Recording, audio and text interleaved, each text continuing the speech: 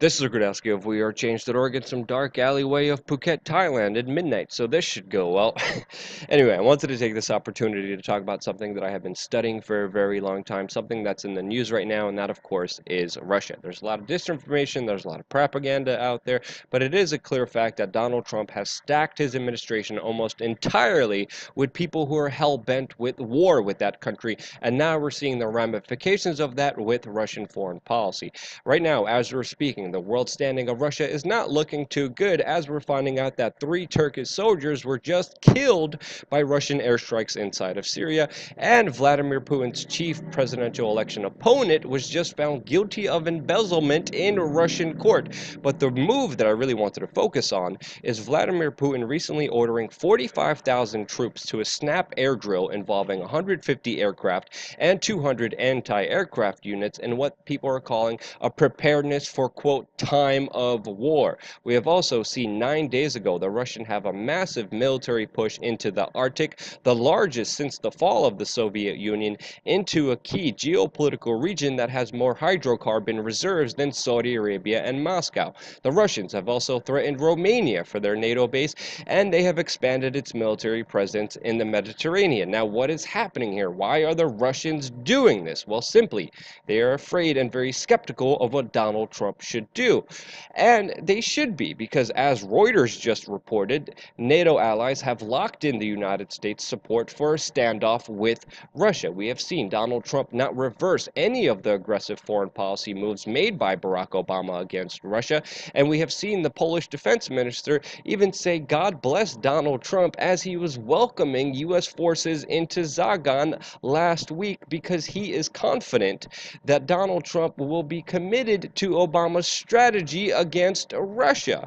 And of course, as NATO is resupplying their troops on the Russian border, Russia is calling this a clear threat. But in a shocking move, Donald Trump actually condemned Russian military action inside of Syria, which is a major break from the stance he took during his campaign, where he said that Russians were defeating ISIS and radical Islamic terrorists inside of Syria, and that they should be doing that, and they could be doing that with the cooperation of the United States. So we're seeing a major break from Donald Trump's campaign promises in order to work with Russia to defeat radical Islamic terrorists and condemn their actions inside of Syria. To make the situation worse, senators are actually pushing for a bill that would allow them to review any possible lifting of Russian sanctions that Donald Trump may potentially get rid of. Now, of course, many people are saying, well, Donald Trump's foreign policy is still shaping. He's a businessman. He's going to be using these as leverage points, as negotiations. But I see a darker side here, especially with Donald Trump thinking about appointing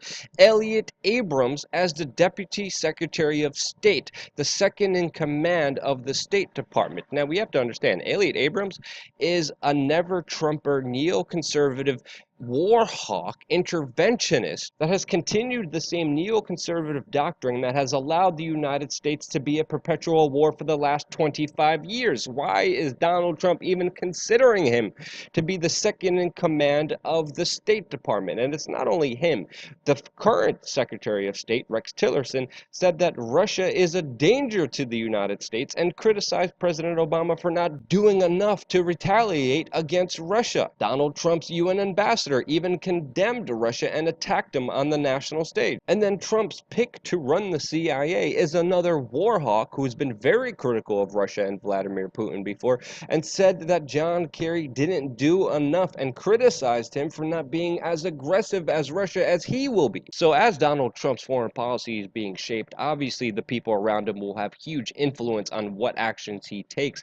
And as of right now, we are seeing the continuation of the same failed policies by Barack Obama, seeing Russia as a threat and not radical Islamic terrorists, which Donald Trump campaigned with cooperation of Russia with to defeat. It's really looking like the new boss is just like the old boss. Debate me if I'm wrong. Subscribe to this YouTube channel. Don't forget to donate to us to keep this independent operation running, because we're not beholden to any corporation, any government, any coercion of any sorts. We are here giving you the news that you should know. If you really want to make America great again, you will hold our politicians accountable to what they promised us and hold their feet to the fire when they don't, so they could be beholden to us and not these outside deep state neoconservative secretive buttholes individuals who are pushing for more war and conflict in the wrong places that don't need to be there. We're going to be following this situation closely. Stay tuned for more news updates here on youtube.com/WeAreChange.